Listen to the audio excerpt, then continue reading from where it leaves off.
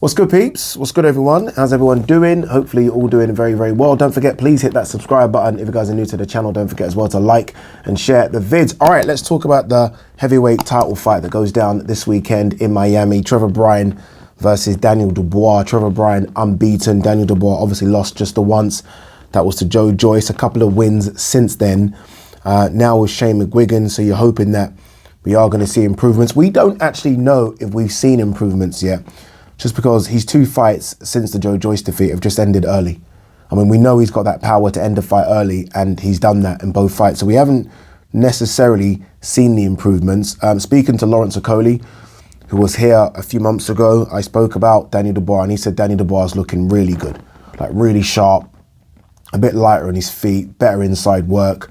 So we'll see. We'll see what we can take from that on Saturday. It's funny because people say, who's Trevor Bryan beaten? Trevor Bryan, obviously, the names that I guess stand out on the resume. And look, I'm not saying they're anything special, but the names that we know, BJ Flores and Bermane Stiverne, and he's beaten both of those guys. And people say, well, that's it. You could almost do the same for Daniel Dubois, if we're being brutally honest. Daniel Dubois' biggest win on the resume is probably Nathan Gorman. So as much as Daniel Dubois goes into this fight as a big favourite, the resume suggests that we haven't really seen him tested. And when we did see him tested, he folded. He folded against Joe Joyce. So we actually don't know how good Daniel Dubois is. I think potentially there's a heavyweight champion in there. I do. And the reason I think that is because if you look at the guys that he simply can't beat, they're all in their 30s, and Daniel Dubois is only 24. So Daniel Dubois can almost pick off guys like your Trevor Bryans and the Charles Martins and almost wait for your Wilders, your Furies, Usyks, Joe Joyce, AJs to almost just retire. If you think about it, those guys probably won't be around in 3 to 4 years. In 3 to 4 years' time, Daniel Dubois will be 27, 28. So he's got time on his side.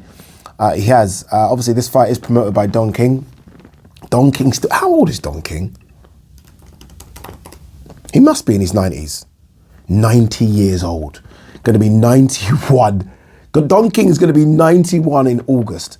He is still going, which is incredible. Honestly, him and Bob Arum, it's incredible. But yeah, look, back to the fight. My fear with Daniel Dubois is that I still don't know where he is mentally yet.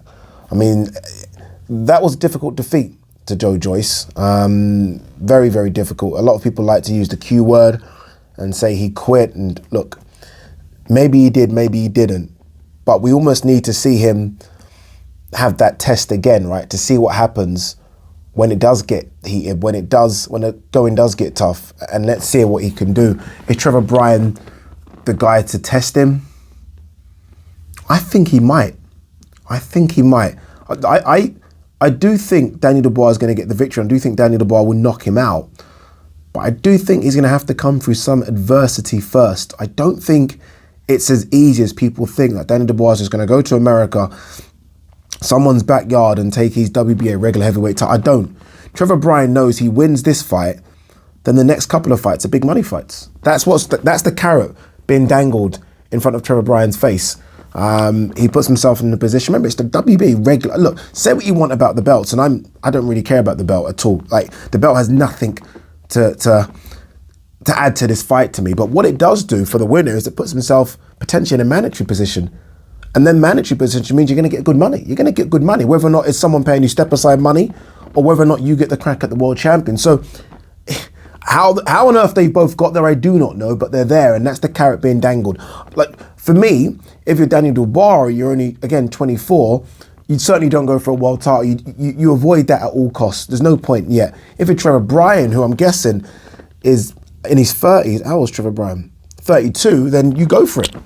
You go for it. So look, I don't think it's going to be easy. Trevor Bryan has boxing ability. It's limited. But so is Daniel Dubois at this stage of his career. Daniel Dubois is limited. Yes, again, we know he's got the power, but we are going to need to see a bit more. Because the problem for Daniel Dubois, and he saw this against Joe Joyce, and it's a problem for a lot of punchers, if that's your thing, if you dine out on your power and the person gets up and continually gets up and takes your punches, then you're fucked. So if he hits Trevor Bryan and Trevor Bryan don't move, look, and I think, by the way, I'm saying all this, but I think Trevor Bryan will move. But if he does hit him and he doesn't move, then what?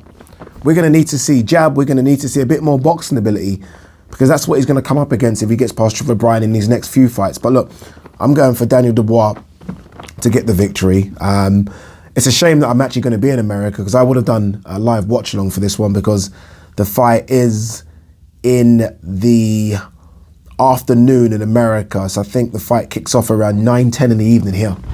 So that'd have been perfect time to do a live watch along. Is there anything on the undercard? Is it actually worth watching the card? Let's have a quick look and see what we've got.